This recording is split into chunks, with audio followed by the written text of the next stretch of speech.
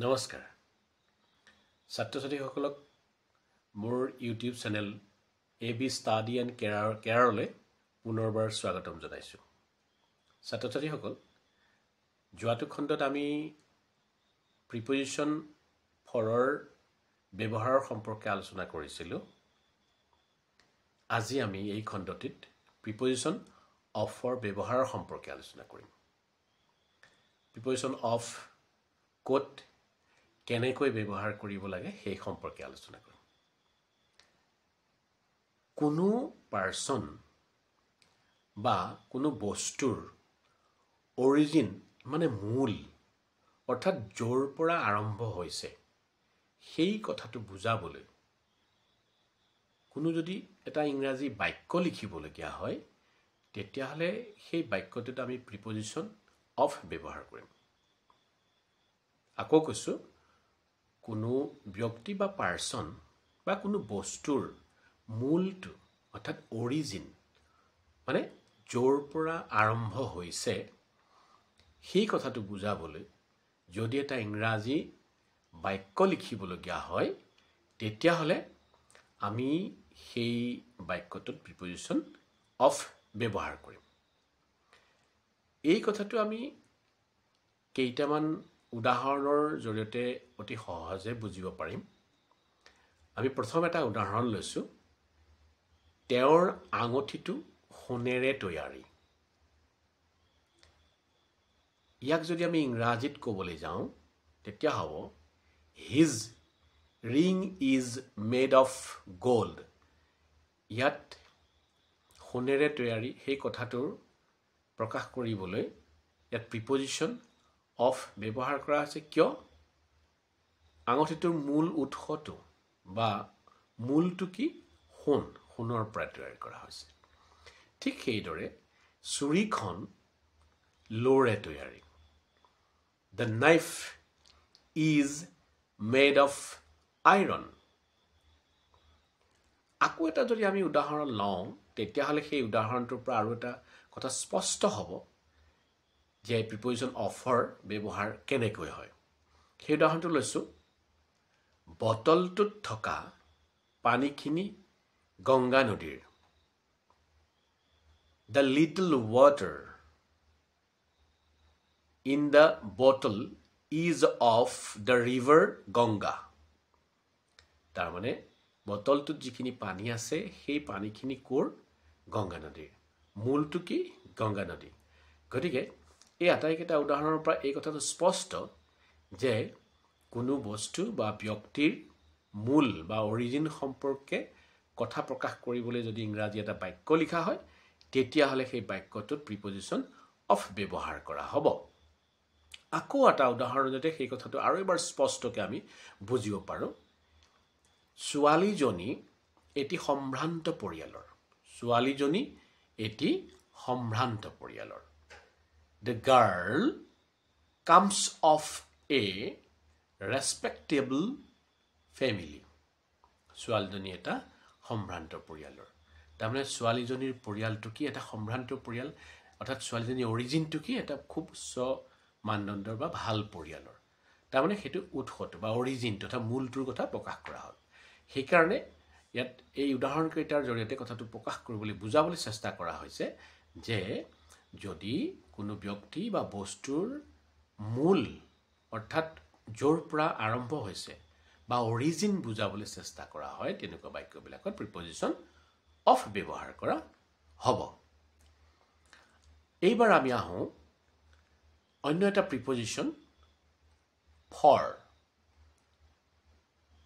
For ইতিমধ্যে আমি আলোচনা কৰিছোঁ বাৰু। ফৰৰ বিষয়ে আমি আকৌ পুনৰবাৰ আলোচনা কৰিম। এইবাৰ আমি কৰোঁ ফ্ৰম। প্ৰিপজিশ্যন ফ্ৰমৰ বিষয়ে আমি আলোচনা কৰোঁ। এতিয়া প্ৰিপজিশ্যন ফ্ৰমেও ব্যৱহাৰ কৰোঁতে এটা প্ৰিপজিশ্যন অফৰ দৰেই ব্যৱহাৰ হয়। কেনেকৈ হয়? কোনো চ'ৰ্চ বা উৎস নাইবা অৰিজিন, কোনো চ'ৰ্চ বা উৎস বা অৰিজিন বুজাবলৈ প্ৰিপজিশ্যন ফ্ৰম ব্যৱহাৰ কৰা হয়। অৰিজিন আমি অফৰ ক্ষেত্ৰতো পাইছিলোঁ অৰিজিন বুজাবলৈ। এতিয়া ফ্ৰমৰ ক্ষেত্ৰতো পাইছোঁ অৰিজিন বা উৎস মানে চ'ৰ্চ, ক'ৰ পৰা উৎপত্তি হৈছে, উৎপত্তিস্থলটো কি, সোৰ্সটো কি, উৎসটো কি, এই ধৰণৰ উৎসটোৰ সম্পৰ্কে প্ৰকাশ কৰিবলৈ গ'লে প্ৰিপজিশন ফ্ৰম ব্যৱহাৰ কৰা হয়। আমি এই কথাটো কেইটামান উদাহৰণৰ জৰিয়তে আমি বুজিব পাৰিম। আমি যদি প্ৰথম উদাহৰণটো লওঁ, ব্ৰহ্মপুত্ৰ নদী হিমালয়ৰ পৰা বৈ আহিছে। ব্ৰহ্মপুত্ৰ নদী হিমালয়ৰ পৰা বৈ আহিছে। The river Brahmaputra flows from the Himalayas. অৰ্থাৎ ব্ৰহ্মপুত্ৰ হিমালয়ৰ পৰা ওলাইছে। সোৰ্সটো কি, হিমালয়। ব্ৰহ্মপুত্ৰৰ সোৰ্স, উৎস, য'ৰ পৰা আৰম্ভ হৈছে সেইটো কি, হিমালয়। ঠিক তেনেকৈ আমি অন্য এটা আকৌ বাক্য ল'ম উদাহৰণৰ কাৰণে। উদাহৰণ হিচাপে অন্য এটা বাক্য ল'ম, সেইটো হৈছে ভাস্কো দা গামা পৰ্তুগালৰ পৰা আহিছিল। ভাস্কো দা গামা পৰ্তুগালৰ পৰা আহিছিল। Vasco da Gama came from Portugal. গতিকে ভাস্কো দা গামা ভাৰতলৈ আহিছিল, কিন্তু তেওঁ আহিছিল ক'ৰ পৰা, পৰ্তুগালৰ পৰা। তেওঁৰ অৰিজিন অৰ্থাৎ তেওঁৰ সোৰ্সটো, উৎসটো কি, ক'ৰ পৰা আহিছিল, পৰ্তুগালৰ পৰা। এই বাক্যটো প্ৰকাশ কৰিবৰ কাৰণে ইয়াত প্ৰিপজিশন অফ ব্যৱহাৰ কৰা হৈছে। ইয়াত ছাত্ৰ ছাত্ৰীসকল তোমালোকে জানা যে 1498 চনৰ 20 মেত এই নাবিকজন ভাস্কো দা গামা ভাৰতলৈ আহিছিল। তেওঁ প্ৰথমতে এই সাগৰীয় ৰাস্তাৰে আহি পেলাই আমাৰ কেৰালা ৰাজ্যৰ বৰ্তমান কালিকট নামৰ যিখিনি সাগৰীয় অঞ্চল আছিল, বৰ্তমান এইটো বন্দৰ, তাত তেওঁ উপস্থিত হৈছিল। এইবিলাক কথা তোমালোকে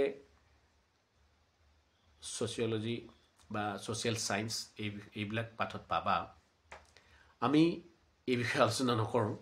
এইবাৰ আমি অন্য এটা উদাহৰণলৈ গৈছোঁ। উদাহৰণটো এইটো, শংকৰদেৱৰ পূৰ্বপুৰুষসকল কনৌজৰ পৰা আহিছিল।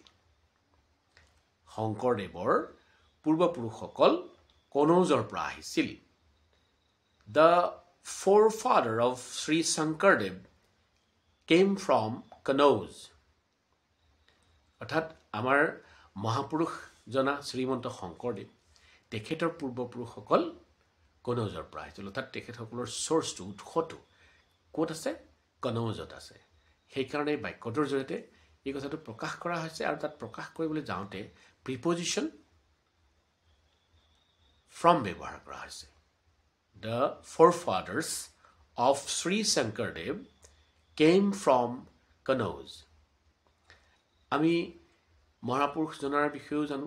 1449 চনত নগাঁও জিলাৰ বৰদুৱাৰ আলিপুখুৰী নামৰ ঠাইত আমাৰ মহাপুৰুষ শ্ৰীমন্ত শংকৰদেৱৰ জন্মগ্ৰহণ হৈছিলে।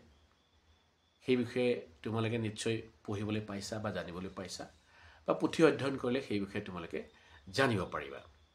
গতিকে পুথি অধ্যয়নৰ জৰিয়তেহে কেৱল শংকৰদেৱ হওক, মাধৱদেৱ হওক, ভাস্কো দা গামা হওক, সকলোৰ বিষয়ে পুথি অধ্যয়নৰ জৰিয়তেহে আমি জানিব পাৰিম। এইবাৰ আমি অন্য এটি প্ৰিপজিশনৰ ব্যৱহাৰৰ সম্পৰ্কে জানিবলৈ আগবাঢ়িছোঁ। পৃথক বা আঁতৰি যোৱা, পৃথক হোৱা বা আঁতৰি যোৱা অৰ্থাৎ ছেপাৰেশ্যন।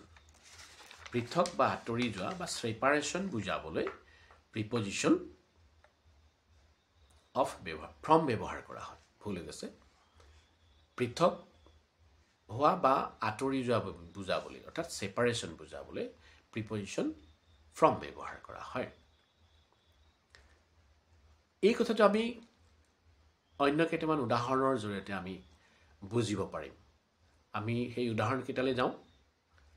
প্ৰথম উদাহৰণটো আমি লৈছোঁ, ডাৱৰৰ পৰা বৰষুণ আহে। ডাৱৰৰ পৰা বৰষুণ আহে। Rain comes from clouds. Rain comes from clouds. গছৰ পৰা ফল সৰে। Fruits falls from trees. গছৰ পৰা ফল সৰে। Fruits falls from trees. আকৌ এটা উদাহৰণ আমি ল'ব পাৰোঁ। গছৰ পৰাই কথাটো আৰু এবাৰ ল'ব পাৰোঁ। অৰ্থাৎ গছৰ পৰা ফলো সৰে, গছৰ পৰা পাতো সৰে। আমি দেখোঁ এটা ঋতুত পাতবিলাক সৰি পৰে। এই কথাটো যদি আমি কওঁ গছৰ পৰা পাত সৰে তেতিয়াহ'লে আমি লিখিব পাৰিম leaves falls from trees. Leaves falls from trees. অন্য এটা কাৰণত প্ৰিপজিশ্যন from ব্যৱহাৰ কৰা হয় ৰিজন বা কজ ৰিজন কজ অৰ্থাৎ কাৰণ বা অজুহাত কাৰণ বা অজুহাত এই কথাটো বুজাবলৈ কাৰণ বুজাবলৈও প্ৰিপজিশ্যন from ব্যৱহাৰ কৰা হয় এতিয়া এই কাৰণ বুজোৱা বা অজুহাত কিহৰ বাবে সেই কথাটো কাৰণটো উদ্দেশ্যটো কাৰণটো বুজাবৰ কাৰণেও প্ৰিপজিশ্যন from ব্যৱহাৰ কৰা হয় সেই কথাটো আমি অন্য কেইটামান উদাহৰণৰ জৰিয়তে আমি বুজিব পাৰিম সেই উদাহৰণ কেইটা আমি লৈ চাওঁ এটা উদাহৰণ আমি লওঁ কেঁচুৱাটোৱে 3 দিন ধৰি জ্বৰত ভুগি আছে আমি প্ৰথম উদাহৰণটো লৈছো কেঁচুৱাটোৱে 3 দিন ধৰি জ্বৰত ভুগি আছে এই বাক্যটোত আমি from কেনেকৈ ব্যৱহাৰ কৰিম সেইটো লক্ষ্য কৰিব লাগিব The baby has been suffering from fever suffering এই suffering verbটোৰ পাছত সদায় preposition from ব্যৱহাৰ কৰা হয় সেইকাৰণে বাক্যটো লিখা হৈছে The baby has been suffering from fever for 3 days. The baby has been suffering from fever for 3 days. 3 দিন ধৰি কেঁচুৱাটোৱে জ্বৰত ভুগি আছে আকৌ অন্য এটা উদাহৰণৰ দ্বাৰা আমি from কেনেকৈ ব্যৱহাৰ কৰিব লাগে সেই কথাটো বুজিব পাৰিম মানুহজন আঘাতৰ বাবে মৰিল মানুহজনৰ কিবা এটা আঘাত হৈছিল ধৰিলে এজন মানুহে ক'ৰবাত দুখ পাইছিল বা দুৰ্ঘটনা হৈছিল দুৰ্ঘটনাত আঘাত পাইছিল সেই আঘাতৰ কাৰণে তেওঁৰ মৃত্যু হ'ল বা মৰিল বা তেওঁ মৰাৰ কাৰণটো হৈছে আঘাত এই ধৰণৰ কথা প্ৰকাশ কৰিবৰ কাৰণে প্ৰিপজিশ্যন আমি from ব্যৱহাৰ কৰিম যে মানুহজন আঘাতৰ বাবে মৰিল The man had died from injury. The man had died from injury. ছাত্ৰ-ছাত্ৰীসকল ইতিমধ্যে আমি প্ৰিপজিশ্যন of আৰু প্ৰিপজিশ্যন from কিদৰে ব্যৱহাৰ কৰা হয় কেতিয়া কেতিয়া ব্যৱহাৰ হয় এই সম্পৰ্কে আমি বুজিবলৈ চেষ্টা কৰিছোঁ বিভিন্ন উদাহৰণৰ জৰিয়তে কথাটো প্ৰকাশ কৰিবলৈ চেষ্টা কৰা হৈছে তোমালোকে এই ভিডিঅ'টো চাই কোনোবাটো বাক্য যদি ধৰিব পৰা নাই বুজিব পৰা নাই পজ মাৰি লৈও বাক্যটো লিখি লৈ পিছত ঘৰত নিজে অনুশীলন কৰিব পাৰিবা ভিডিঅ'টো চাওঁতে য'ত অসুবিধা লাগে সেই কথাখিনি নোট কৰি ৰাখি মোলৈ তোমালোকে কমেণ্ট কৰিবা কমেণ্ট কৰি ক'ত অসুবিধা পাইছা ক'ত টান পাইছা বা ভালদৰে বুজিব পাৰিছানে এই গোটেই কথাখিনি লিখি মোলৈ কমেণ্ট কৰিবা আৰু য'ত অসুবিধা আছে সেইখিনি আমি পুনৰ আলোচনাৰ জৰিয়তে নিৰাময় কৰিবলৈ চেষ্টা কৰিম মই কথাবিলাক কৈ যাওঁতে কৰবাত হয়তো দুটা এটা শব্দ ভুল হৈ গৈছে কিয়নো কথাবিলাক কৈ যাওঁতে হঠাৎ উজুতি খোৱাটো স্বাভাৱিক তথাপিও তাত পুনৰ শুদ্ধ কৰি ক'বলৈ চেষ্টা কৰা হৈছে গতিকে তোমালোকে ভিডিঅ'টো চাই শ্বেয়াৰ কৰি দিবা আৰু মোৰ চেনেলটো সাবস্ক্ৰাইব কৰিবা বেল আইকনটো দবাই দিবা আৰু তাত অল বুলি ক্লিক কৰিবা তেতিয়া হলে কি হ'ব মই ইয়াৰ পিছত যিবিলাক ভিডিঅ' তোমালোকলৈ দিম সেইখিনি তোমালোকে প্ৰথমতেই পাবা তোমালোকে যদি শ্বেয়াৰ নকৰা তোমালোকে যদি ভিডিঅ'টো চাই একো কমেণ্ট নকৰা তেতিয়া হলে এই ভিডিঅ'টো বনাই থকাৰ যিটো মানসিক শক্তি সেইটোনো ক'ৰ পৰা পাম তোমালোকেইটো দিব লাগিব গতিকে তোমালোকক মই পুনৰবাৰ অনুৰোধ কৰিছোঁ তোমালোকে মোৰ চেনেলটো সাবস্ক্ৰাইব কৰিবা আৰু বেল আইকনটো দবাই দিবা তোমালোকৰ বন্ধু বান্ধৱ লগৰীয়া সকললৈ ভিডিঅ'টো শ্বেয়াৰ কৰি দিবা ধন্যবাদ